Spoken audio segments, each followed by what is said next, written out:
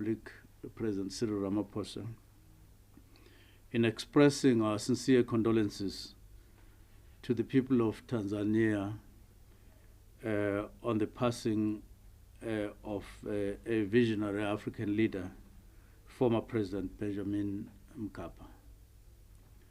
Our condolences to them. But from this platform as well, the APRM platform, we joined the mourn on the passing of the last surviving of the Rivonia trialists, Sitalande Siaparankwe, Babao Andrew Mlangeni. The people of South Africa will forever be indebted to him and others of his ilk for the sacrifices that he and others made in the attainment of our freedom that we enjoy today. And indeed, South Africa won't be the same with the passing away of this grandson of our beloved country, Baba Mlangeni. I'd also like to pay tribute to all the public servants, both locally in the country and in the whole continent, who have lost their lives in the fight against COVID-19 pandemic. And to say on behalf of our government, we want to thank them for their dedication to the service of the people and to their nations. The APRM is an initiative which was mutually and voluntarily acceded to by member states of the African continent, member states of the African Union. This is a platform that was initiated in 2002 and established in 2003. South Africa was one of the first countries to accede to the APRM in March 2003 in Abuja, in Nigeria. Out of the total of 55 AU members today, the current number of member states participating in the APRM is 40,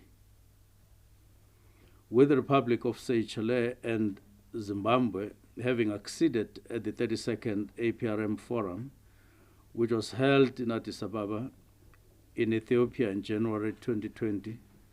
The APRM is aiming for universal accession by all African states by 2023. The President of the Republic, His Excellency President Cyril Ramaphosa, assumed the chairship of the African Peer Review Forum early this year, taking over from the Republic of Chad. South Africa is also currently the chairperson of the Committee of Focal Points of the APRM program, a continental ministerial platform for all 40 APRM participant member states.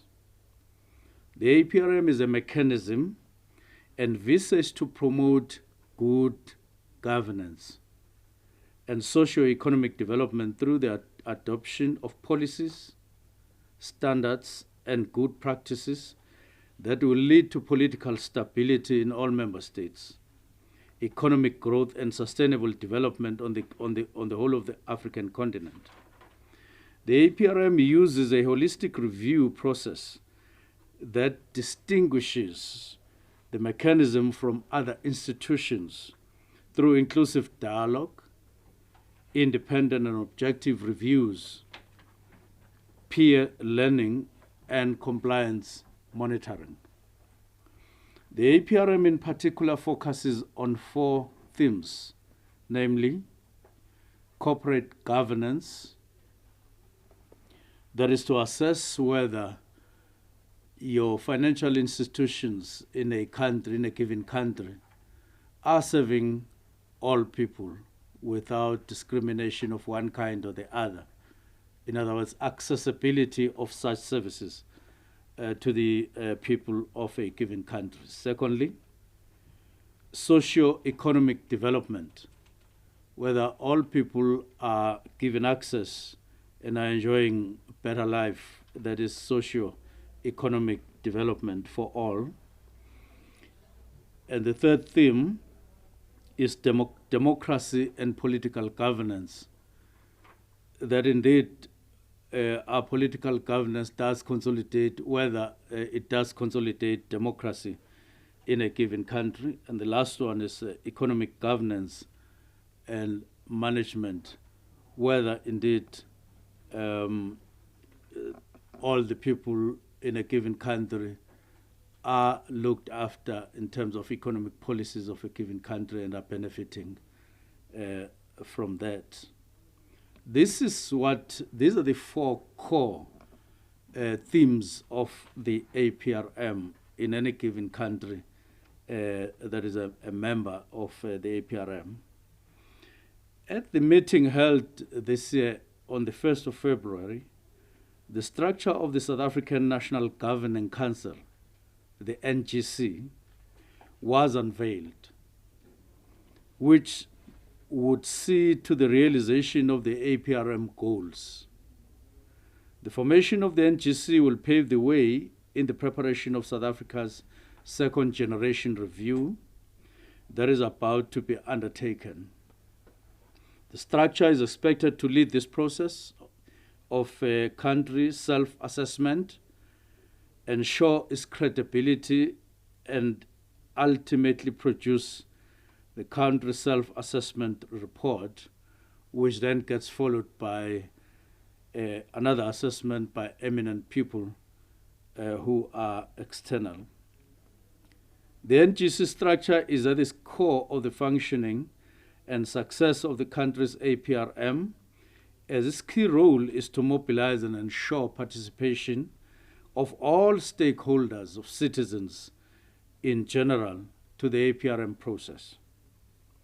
Cabinet approved the formation of the NGC, which comprises all three spheres of government, civil society groups, the private sector, and labor, in line with the APRM principle of broad-based participation. And these civil society groups also include groups among young people, women, all civic groups are included. The following ministers form part of the NGC: Minister of COCTA, Minister in the Presidency, Minister of International Relations and Cooperation, Minister of Finance, and of course, Minister for Public Service and Administration. Since its appointment, the NGC has convened meetings in order to formulate its charter, which is in accordance with the statute of the African peer review mechanism. And the charter could be understood as a constitution of the NGC. The objectives of the NGC, which provides insight as to, among other things, the objectives of the NGC, the structure of the various national structures to be appointed, as well as the functions of various structures. Through a virtual meeting which was held on Wednesday, the 22nd of July, 2020, the NGC adopted the Charter of the South African APRM National Governing Council, which essentially governs the operations of the APRM, of the NGC and the APRM as a whole in the country. Following the adoption of the Charter, the NGC will be inducted on the processes of the APRM, which are technical in nature, and this is to ensure that all the representatives understand what is required of them as a structure in respect of the country's second generation review process. Furthermore, the NGC will engage on the national roadmap, which is currently in draft form. The national roadmap details the activities to be undertaken in the NGC 2020-2021 financial year, with the aim of producing a first draft of the national country review report. Following the adoption of its NGC, or of its charter, the NGC proceeded to appoint its chairperson as well as its deputy chairperson to lead the structure of 32 representatives plus one rep from each of the provinces, of the 9 provinces. So Mr. Thulani Chifuta was elected and appointed as the NGC chairperson. Mr. Chifuta holds a number of postgraduate qualifications from WETS, that is from WETS University, from Gibbs and Grammar Graduate School of Business at Rollins University in the USA. He is currently studying towards a master's degree in monitoring and evaluation with WETS University. Otherwise, he hails from Craddock in the Eastern Cape. I'm mentioning that so that it becomes clear that he doesn't originate from university classrooms. With the adoption of the NGC Charter, first, Ms. Magdalene Munsami is an admitted attorney, the founder of the Women's Justice Foundation, and an activist for human and women's as well as LGBTI rights. And she was appointed, of course, as the deputy chairperson. So she holds and is an activist in a number of fronts in civil society. With the adoption of the NGC Charter, as well as the election of the chair and the deputy chair, the NGC now has a vital role to play in achieving the aspirations captured in its roadmap. The vision of the APRM is the full actualization of transformative leadership and practice for the Africa we all want. This is in line with the AU's Agenda 2063. South Africa's involvement and participation in the APRM is of great benefit to the country as a whole.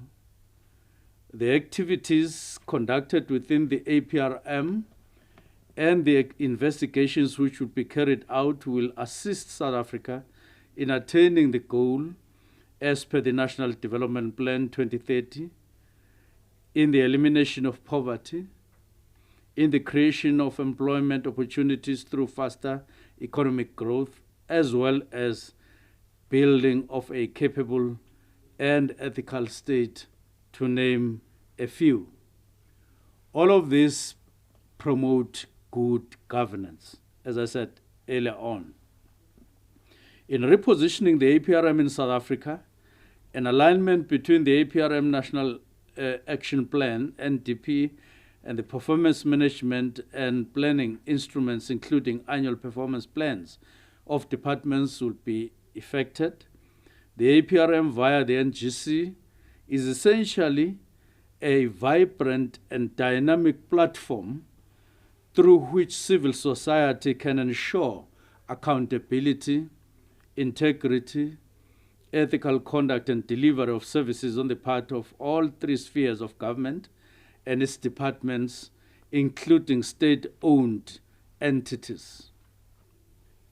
The APRM is therefore a platform which will champion the interests of all the people of South Africa. South Africa is committed to the ideals of the APRM of promoting good governance and economic development. Poor governance can critically undermine national development, and therefore, good governance is critical in ensuring that both citizens and country benefit in what may ultimately be realized. As such, transparency, accountability, and effective and efficient government are some of the principles which South Africa should strive to maintain at all times. We now say congratulations to the newly appointed Chairperson and Deputy Chair of the NGC. And to the NGC as a whole, the roles that you have assumed are of great importance. Let good governance begin with you. I implore all of us to be proactive in fulfilling the obligations of the NGC and realizing the objectives as outlined in the Charter. I thank you very much. Thank you, Minister.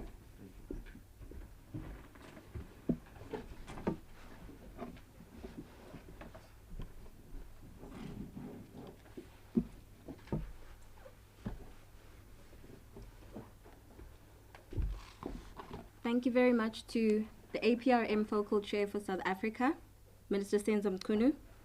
At this point, members of the media, I would like us to engage in the first round of questions.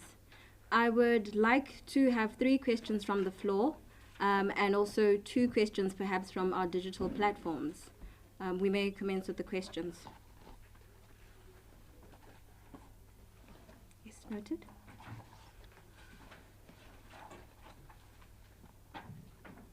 Good morning. My name is Govan Nuttles from ENCA. In terms of the statement in on the second last page, you noted that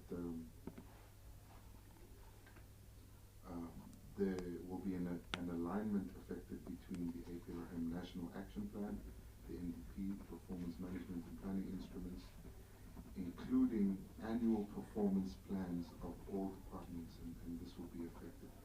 And you're saying that the APRM by the NGC will be able to ensure the accountability, integrity, and the delivery of services in all 3 spheres of government and SOEs. Does this mean that these SOEs and government departments will be compelled to report to the APRM NGC, or will the NGC be looking at the Department of Performance and Monitoring and Evaluation and looking at areas to assess the good governance in that way? How exactly will it work? Thank you. Could we have our next question? Good day, Sipho Stilman from SABC TV News. The Minister stated that the APRM is a platform that will champion the interests of all South Africans. Now, can you just talk to us, like in practical terms, how does that happen? It sounds good on hearing as you're saying it right now. But how do ordinary South Africans, via the APRM, declare their interest of good governance and ensuring that service delivery is there and that their interests are met? And this is also particularly important because at this time we are hearing a lot of reports of alleged corruption when it comes to PEEs, which we of course announced as part of the relief fund by the President. But now we're hearing a lot of allegations of corruption. So there is a mood of despair in the country that we are facing this pandemic, but then we have officials and state institutions that are alleged to be looting the funds. So a body like the APRM, can it play a role in such a situation where we're seeing allegations of looting of COVID-19 relief funds? Thank you. Thank you very much. Can we have our last question on the floor? Yes, Irene? Thank you. On the WhatsApp line, there is one question from Sophie Mukwena from the SABC. She's saying that APRM assessment reports are supposed to give early warnings on the issues of service delivery and capacity. On health issues, has the APRM warned the continent about challenges of healthcare systems in Africa, particularly when one looks at how countries are overwhelmed by COVID-19? Thank you very much. I will like to call upon the APRM focal point for South Africa to come and address the questions.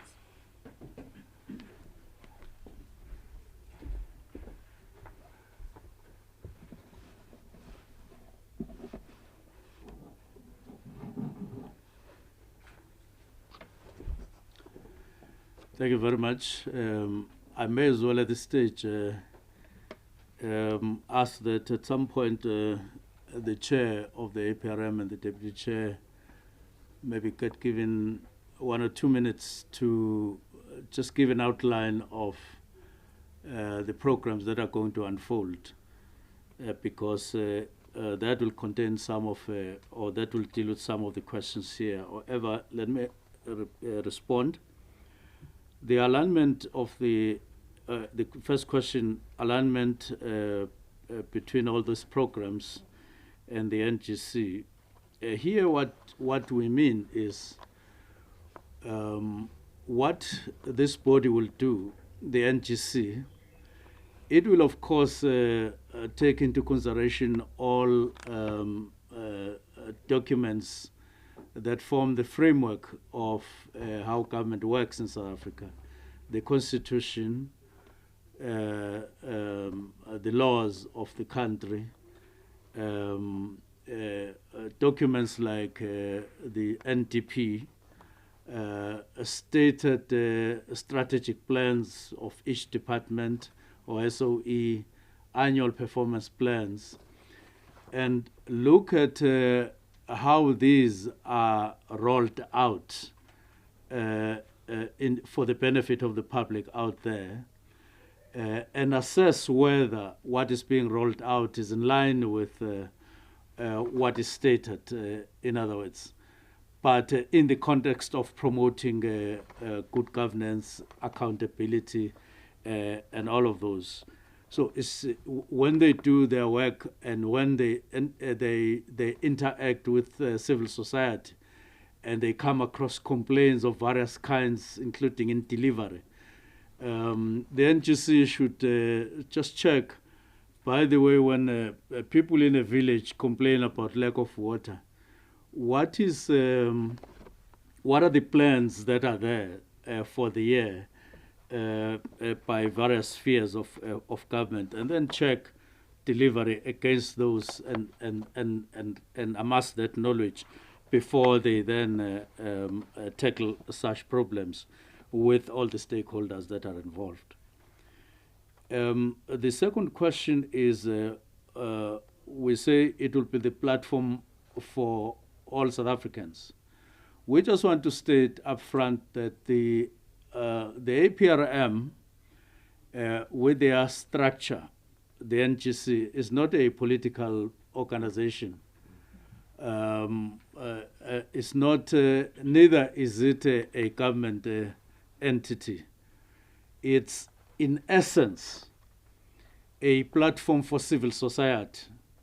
Hence, of those 32 members who are members of the NGC in South Africa, there are only 5 that are members of cabinet, in other words, representing government. The rest come directly from civil society organizations. Not a single one of them walked into the NGC.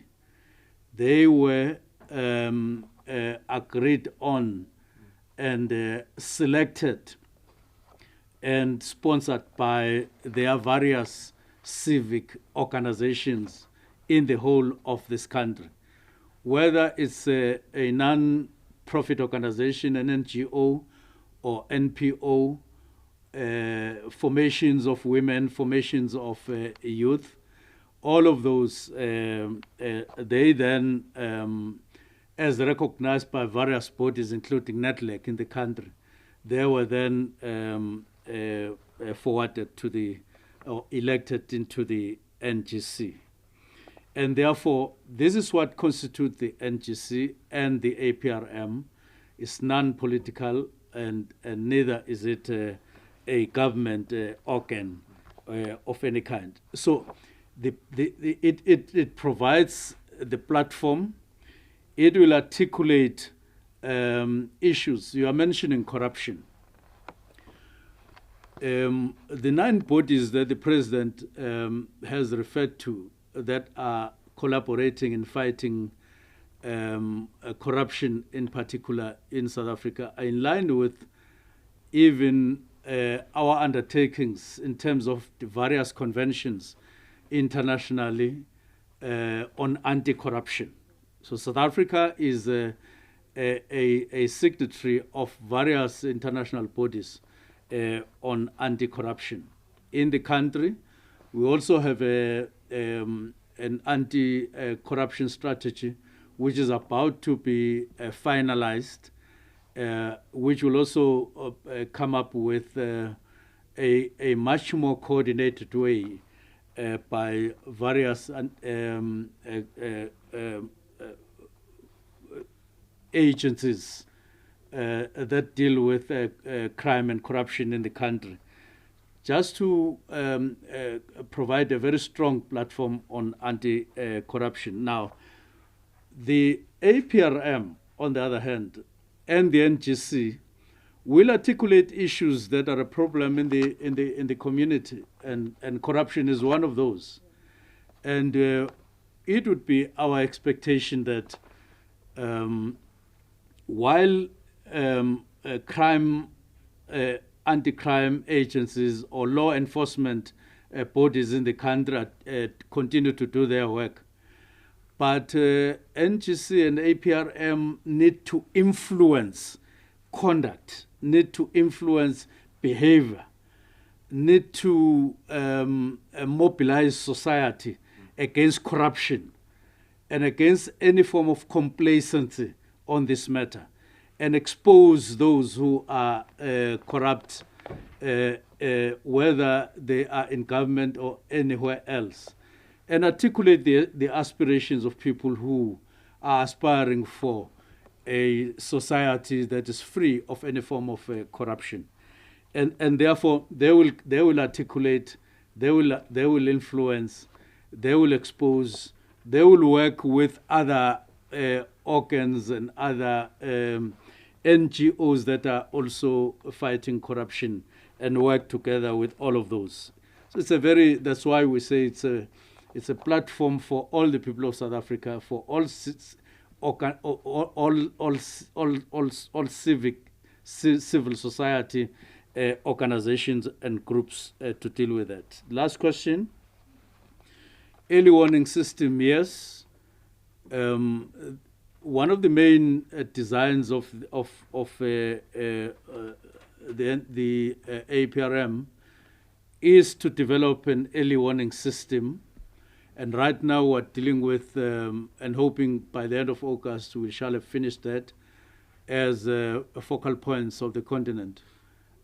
Africa Good Governance report, where we deal with some of the policies, some of the instruments that we need to develop and sharpen, not only on the early warning system front, but also on how to deal with problems of bad governance when we come across it, and how to steer a country back into good governance once it has steered off as such.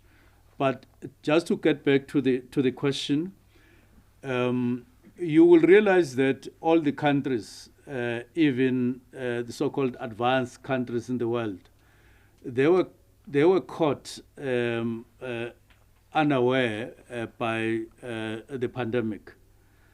And it is said it's the first of its kind that we have a pandemic of this nature. Yes, there was Spanish flu earlier on, quite a number of years ago. But there was very little warning that came with COVID-19, to the fact that, or to the extent that no country would claim they were really ready for such. The continent is no exception. We were ready, but to an extent, with the systems that have enabled us to deal with other problems. But of course, there are a number of limitations. But at the same time, the pandemic itself has assisted us to open up, to realize our weaknesses as a continent, and to take advantage of COVID-19 to begin to address those. And those are being addressed, especially in the health front, to review our what we've taken for granted in the past as being adequate in each and every country, and assisted by bodies like the CDC, which is a lead body in fighting diseases in the continent, but also at country level. Just for us to say, we were not aware that that hospital is in fact inadequate in terms of the services that it gives. That clinic and that community is not adequately catered for.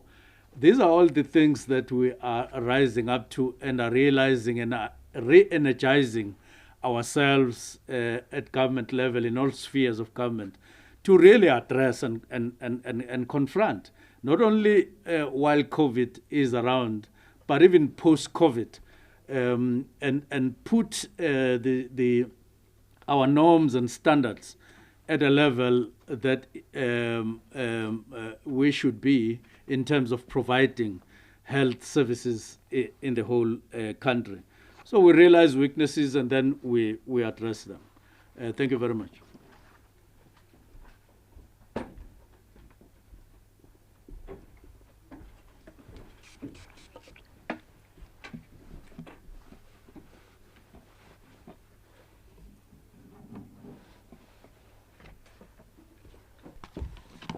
Thank you very much, Minister. Do we have any more questions? Irene?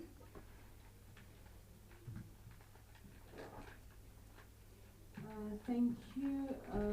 There are no follow-up questions on the WhatsApp groups. Thank you. Thank you very much. Ladies and gentlemen? Okay. I will call upon the chair of the NGC, Mr. Tulani Chefuta.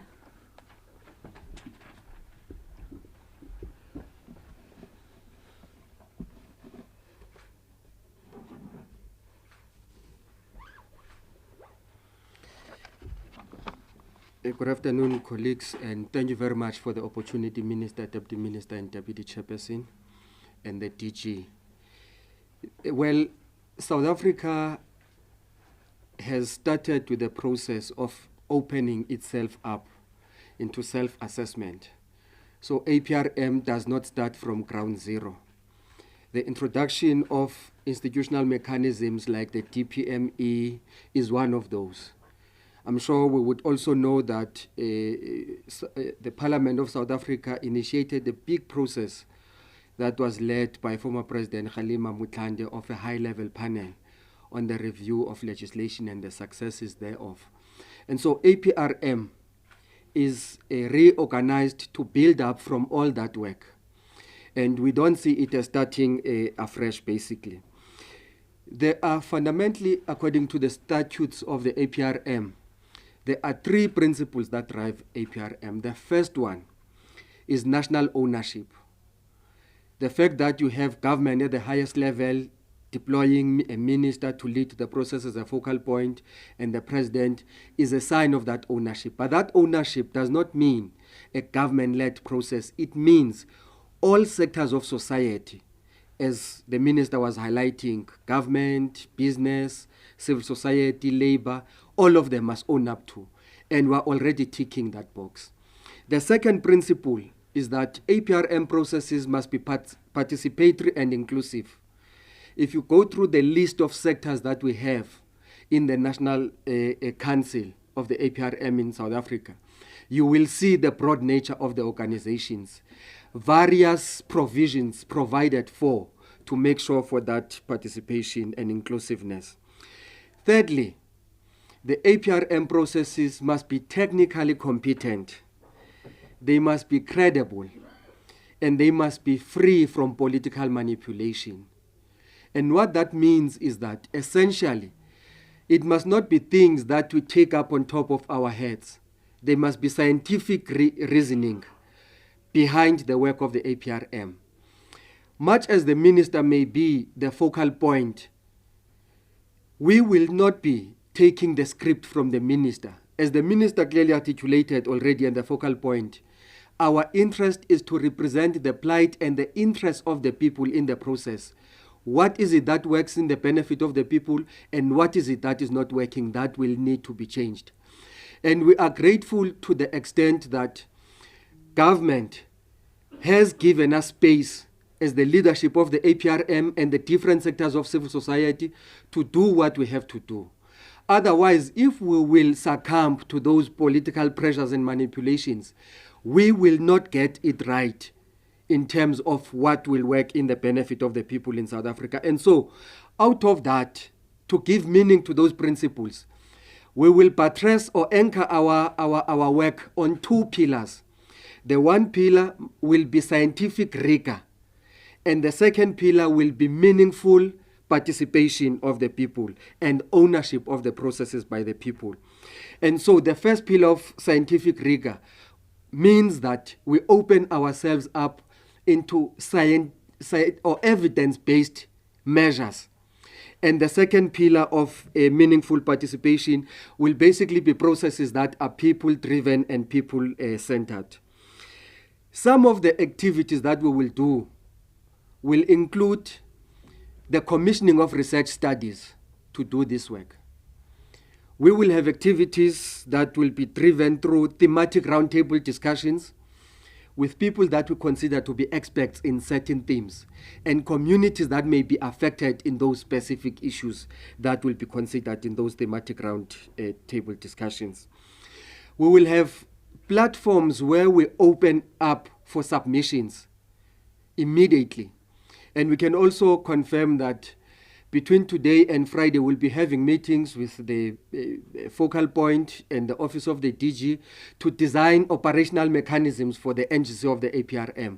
And that will include dedicated platforms where people can reach us, where people can make their submissions on what they think needs to be done by the APRM and beyond. We will have dialogues as one of the important features of our work, because we believe that much as people may be experiencing the challenges that they do, believe me, they also hold solutions to those challenges. And through those dialogues, people will be given an opportunity to raise what are the challenges and come up with proposals of what could be the solutions. Under the circumstances of COVID-19, we will devise creative mechanisms of community-based measures of engagements where people can truly take ownership of this.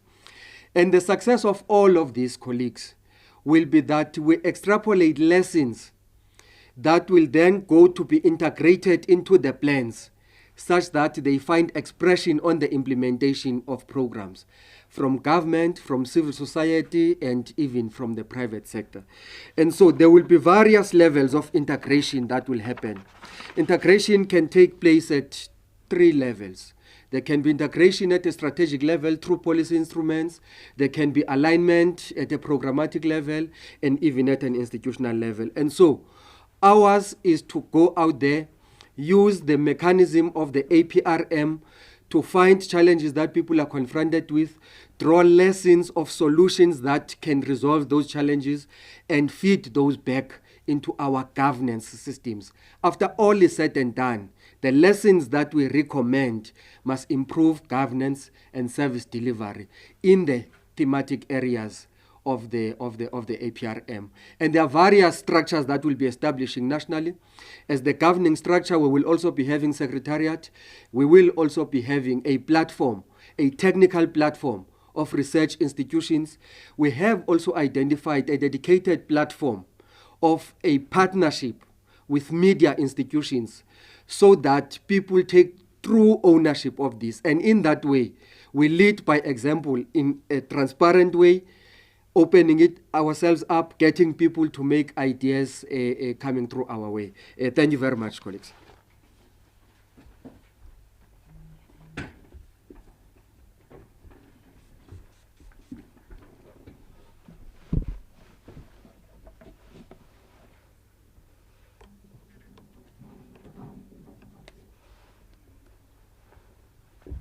Thank you very much, Chairperson.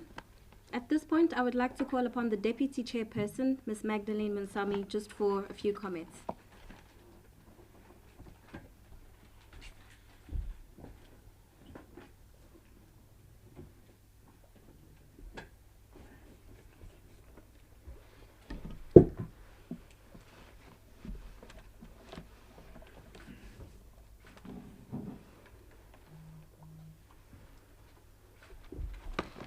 Thank you very much, Minister. Thank you very much, Chair. I want to take this opportunity fundamentally to thank the Minister insofar as providing the kind of support as a focal point that is needed in order for us to take the process that we have been undertaking to this point, where we have an elected leadership and we have a mandate that we must be able to pursue.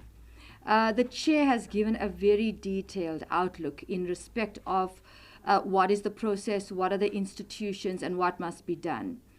Let me just go to the issue that was raised in terms of what Sophie says when she asked the question regarding, has there been able to be an assessment of healthcare facilities in the past? The issue is we're talking about a baseline report, which the Chair refers to, the first generation review. Now, the first generation review is simply us gathering the requisite information that is necessary. Now, this requires a multi-participatory exercise. And one of the things I think the media must consider, that it is one of the stakeholders that are responsible in terms of moving that first generation review into the second generation phase, which then means that we need to create and look within ourselves.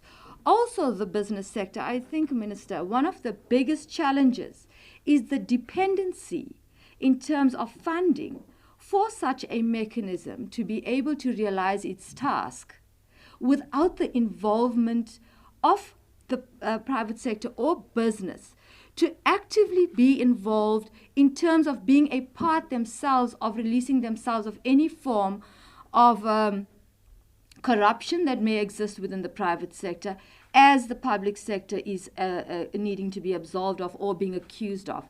So this is where I think the non-biased, non-prejudiced nature of the APRM becomes very, very critical. So the capacitation, it cannot be that the responsibility, the Chair and the Minister have indicated clearly that stakeholders are not exclusive. The Charter is expansive in terms of who is involved. And this means that there needs to be a natural activation of participation, protecting institutional memory, understanding what did the first generation review provide, what were the limitations, and how do we avoid those limitations moving to the second generation review. And the sensitization, I think the Chair was very clear when he said that South Africans are aware of the APRM. Our people know this phase is a re-energizing. This phase is a reactivation of what has been there and to take forward what we need to improve. We need to base this on the 7 aspirations of the Africa that we want. We need to look at the issues that are most pertinent, as the Chair indicated, and that we will, because the roadmap is the other issue that we need to look into. It's sitting at a draft level. It has been considered by Cabinet, but we need to really emphasize, Chair, on the issue at the level of the NGC. On the roadmap, how do we realign in terms of what the NDP wasn't able to predict in respect of COVID-19, but also what then becomes the most challenging issues around poverty. These are the aspirations that would be countered by the COVID-19 pandemic. And how do we resuscitate those aspirations? By building confidence. I want to go to the question around championing the interests of all South Africans. And closing, saying that the self-assessment nature of the APRM, the focus on domestic issues, is really integral. Because we need to understand internally what are our limitations. If we take examples from the continent, Kenya being one of them, post-elections, second generation review, what then happens is that there is a conflict between the mechanism or the focal point and the report as opposed to what government is saying. Seeing that we have got 5 cabinet representatives on the NGC, we don't anticipate that there is going to be peace that will be going around perfectly all the time. But there needs to be an understanding that, yes, we are going to emphasize on rebuilding and energizing and ensuring the second generation review is not simply just a report, but it is one that strengthens our South African society by rebuilding its unity. Because each of us have a responsibility to play in ensuring that those reports become implementable and achievable goals. Thank you very much, Minister. Thank you, Chair. Thank you. Thank you.